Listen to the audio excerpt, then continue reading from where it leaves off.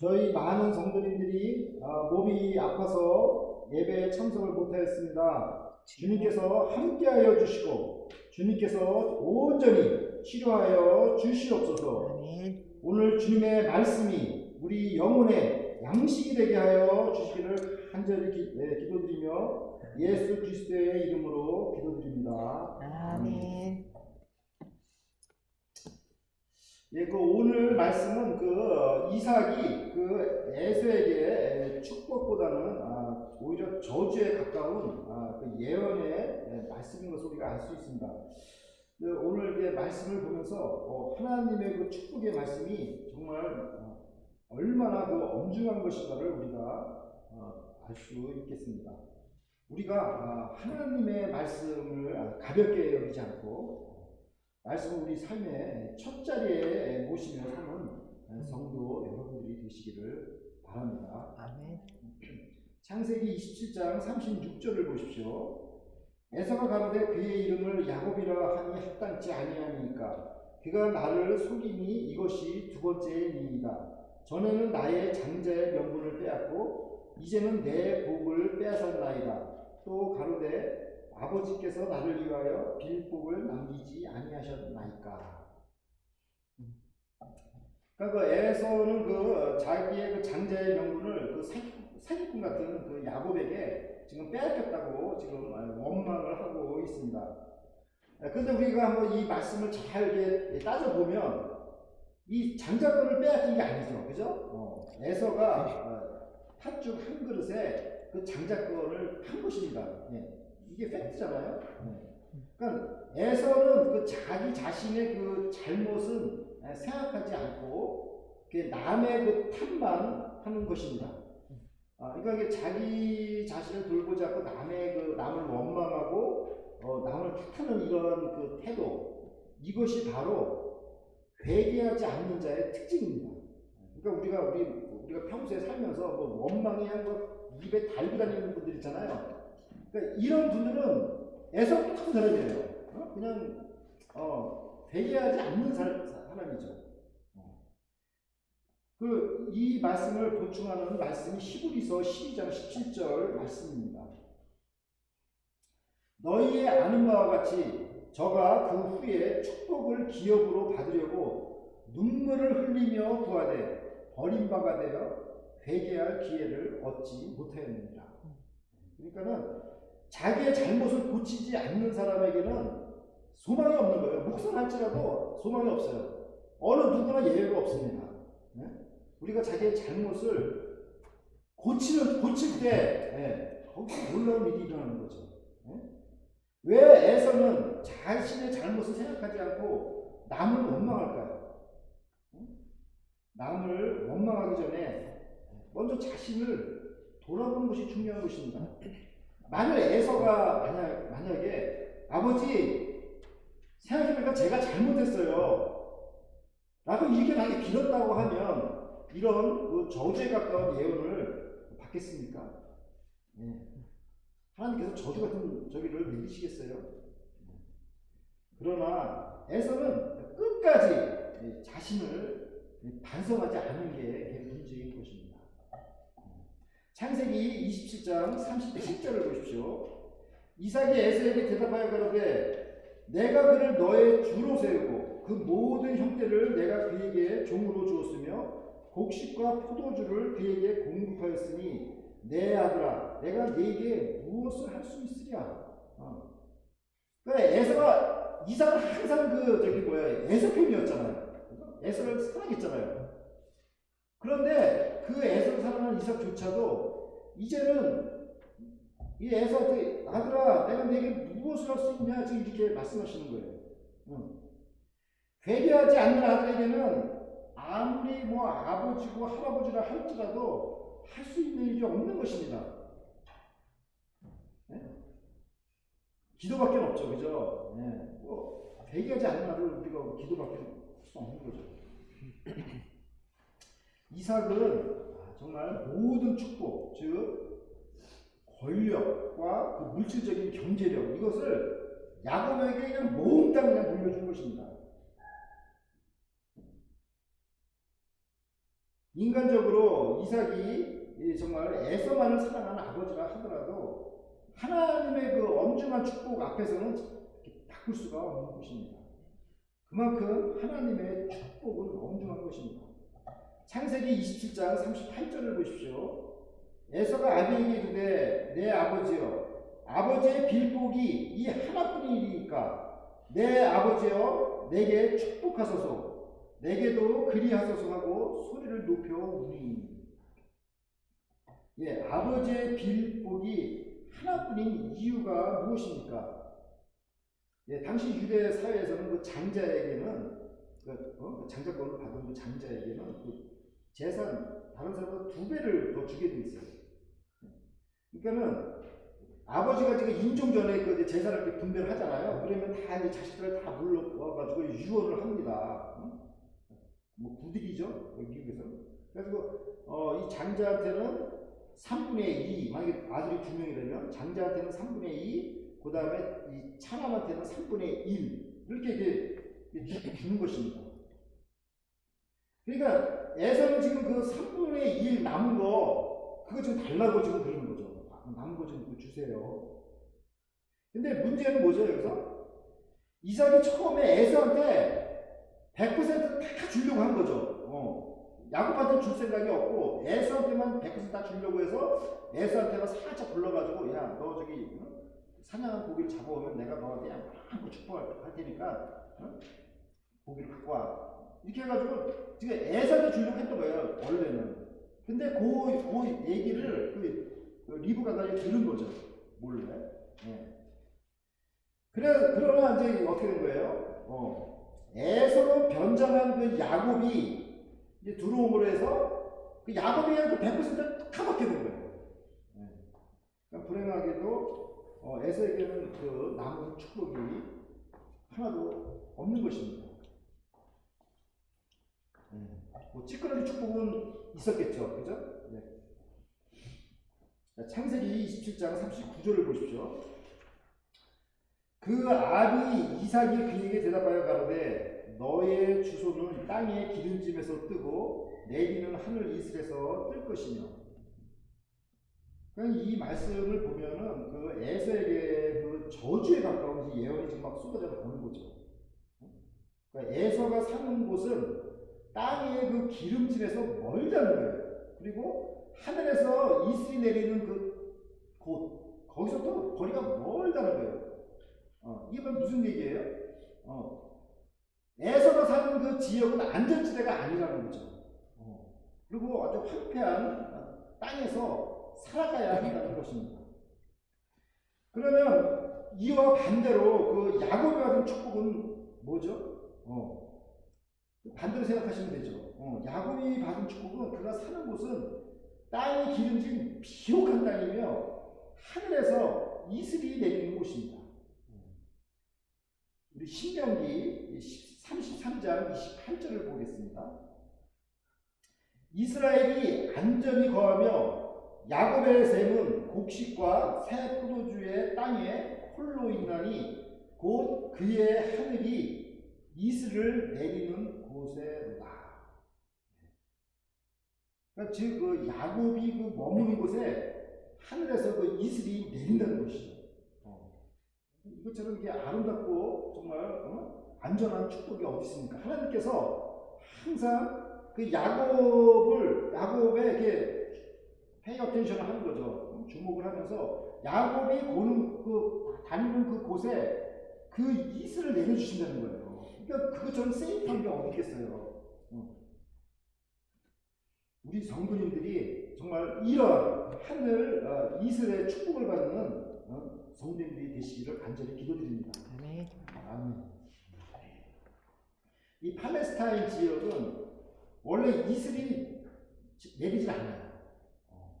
왜 그러냐면 그 더운 여름 공기가 그 수분이 없기 때문에 이 수분이 있으면 밤에 이제 추워지잖아요 날씨가. 그러면 그 이슬방울 이렇게 맺히는데 아예 그 낮에 그 더운 그 공기가 수분이 아예 없기 때문에 이슬이 맺히지가 않는 거예요. 그러나 가끔 이제 그 지중해에서 그 서풍이 이렇게 습한 서풍이 불면서 그게 이슬로서 이렇게 땅에 내려지게 되거든요. 그러므로 이 하늘 이슬이 내리는 곳이야말로 정말 최상의 축복받은 곳이 아닐 수가 없는 거죠. 하늘 이슬이 내리지 않는 곳은 어떻게 해요? 그냥 땅이 그냥 쩍쩍 갈라지겠죠. 그러나 하늘 이슬이 내리는 곳은 거기가 촉촉한 땅이 되지 않겠어요? 이 말씀이 무슨 뜻입니까? 정말 이 세상이 정말 아무리 살기 힘들어도 어떤 재난이 닥쳐와도 하나님의 백성은 하나님의 그 관심 속에 특별한 보호를 받는다는 것입니다. 네. 안전한 것이죠. 그러나 회개치 않는 그 에서는 어떤 삶을 살게 됩니까? 창세기 27장 40절을 보십시오. 너는 칼을 믿고 생활하겠고 내 아우를 섬길 것이며 내가 내 힘을 벗을 때에는 그 멍에를 내 목에서 떨쳐버리리라 하였더라. 그러니까 에서의 인생은 마치 그 칼로 사는 인생이죠. 그래서 전쟁과 약탈로 사는 민족이 된다는 것입니다. 그냥 뭐 피비린내나는 싸움을 하면서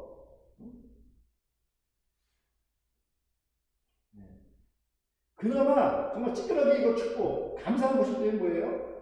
그 아우를 섬긴다는 거죠. 아우를. 그거는 저는 축복이라고 생각이 돼요. 왜냐면은 그 아우 밑에서 잘 섬기면 아우가 받는 그 떡고물이라도 먹지 않겠어요?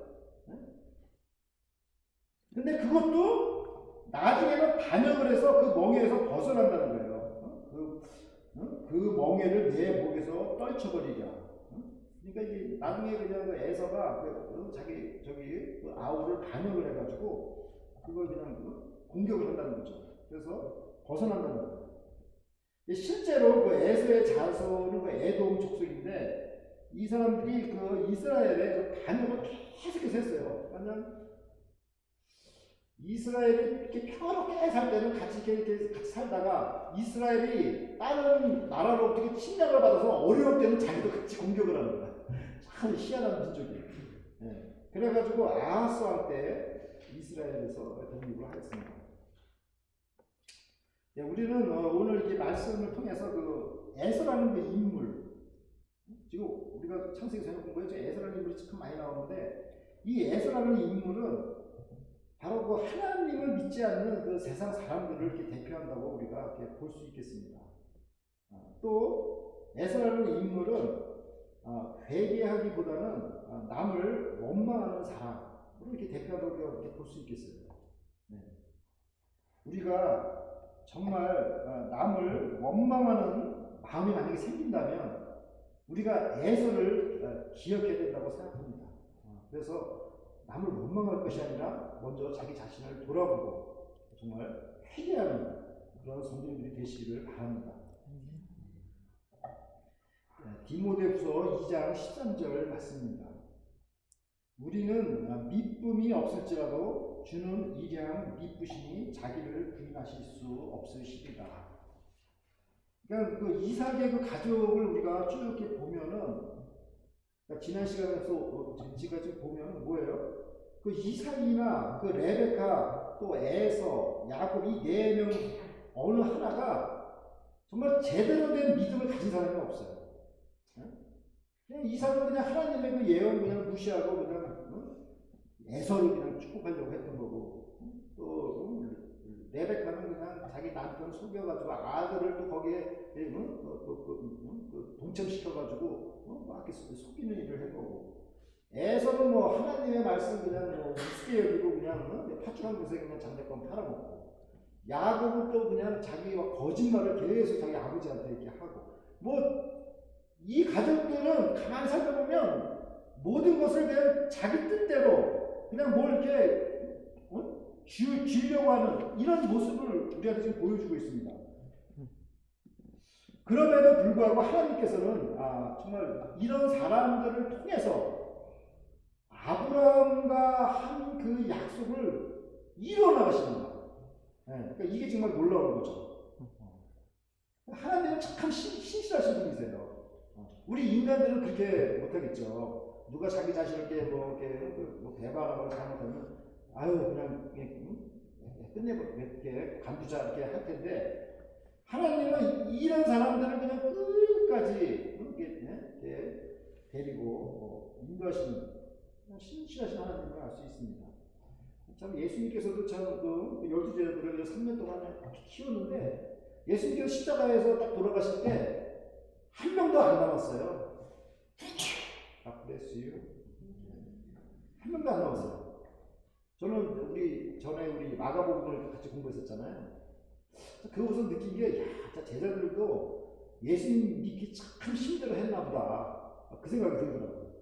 아니, 그래도 한 명 정도 남아야지 예수님 십자가 돌아갈 때 다 넘어가고, 그 시신을 그 십자가에서 그걸 내려야 되는데, 그 여자들이 내린 거예요. 여자들을 통해가지고. 하나님은 신실하신 분이십니다. 이런 그 부족한 사람들을 언제든지 그분들을 싸매고 같이 인도하시는 선한 목자님이세요. 이 신실하신 하나님께 찬양을 돌려드립니다. 사랑하는 라크로스 세종학교의 성도 여러분, 우리는 오늘 말씀을 통해서 세 가지를 기억하면 좋겠습니다. 첫째는 repent, not complain. 그러니까 남을 이렇게 원망하는, 저도 원망하는 자가 진짜 많거든요. 뭐 일이 막 꼬이거나 안 되면 그냥 무조건 내 주변에 잘못, 그냥 막 이렇게 하는데, 오늘 이 말씀을 통해서 내가 좀, 애서 같은 사람이구나. 알게 돼서 진짜 감사하더라고요. 제가 애서 같은 사람이라고. 그래서 남을 진짜 원망하는 자세가 있다면, 아직도 내가 회개하는 그런 사람이 아니구나. 이런 것을 깨달아야 하는 것입니다. 매사에 남을 원망하며 불평하는 사람은 회개하는 성도가 아닙니다. 둘째로, rich spiritual blessings. 하나님의 그 축복은 뭐 시시한 것이 아니죠. 하나님께서 주신 것은 지상 최고의 최상의 축복입니다. 그래서 이게 무슨 엿바꿔 먹을 수 있는 그런 게 아니라는 거예요, 이게. 우리 성도님들은 예수님을 주님으로 영접하고 그 받은 축복이 무엇입니까? 사도 바울은 예수님을 믿고 이렇게 고백했어요. 이 보물을 질그릇에 담았다. 이렇게 고백을 했어요. 그러니까 예수 그리스도를 보물이라고 했어요. 자기는 그냥 툭 치면 깨지는 그 질그릇. 예수 그리스도보다 더 큰 축복이 어디 있습니까? 여러분, 예수 그리스도만 우리 안에 있으면 뭐 부러울 게 뭐가 있어요? 또 못할 게 또 뭐가 있어요? 그죠? 자, 엄청난 축복입니다. 예수 그리스도가 몸 안에 있으면 다 죽어가는 멸망받은 그 심령들도 생명을 되도록 찾을 수가 있잖아요. 엄청난 거죠. 셋째로, restoring faith.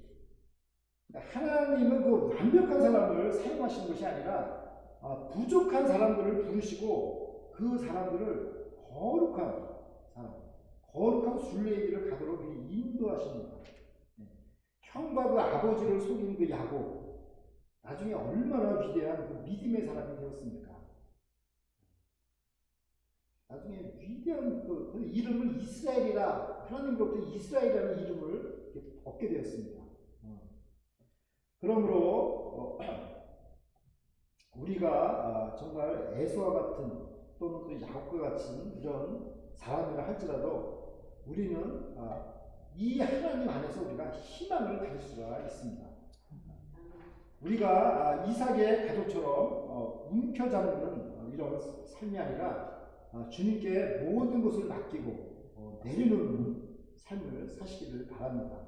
또 에서처럼 남을 원망하기보다는 자신을 정말 바라보고 회개함을 통해서 위에서 내려오는 하늘 이슬을 받으며 생명이 풍성한 그러한 삶을 사시는 우리 성도 여러분이 되시기를 간절히 기도드립니다. 아멘. 다 함께 기도드리겠습니다. 하나님 아버지 에서의 삶이 우리에게 반면교사가 됨을 배웁니다. 또한 하나님의 예언의 말씀을 통해서 주님의 말씀의 엄중함을 저희가 깨닫습니다. 믿음이 부족한 이삭 가족이라 할지라도 주님은 이들을 붙드시고 항상 신실하게 그 약속을 이루심을 배웁니다. 저희가 회개와 또 주님께 맡기는 삶을 통해서 위에서 내려오는 하늘 이슬을 받는 축복받는 성도가 되어서 이 땅에서 기름지고 생명이 풍성한 삶을 살도록 축복해 주시옵소서. 감사드리며 예수 그리스도의 이름으로 기도드립니다. 아멘.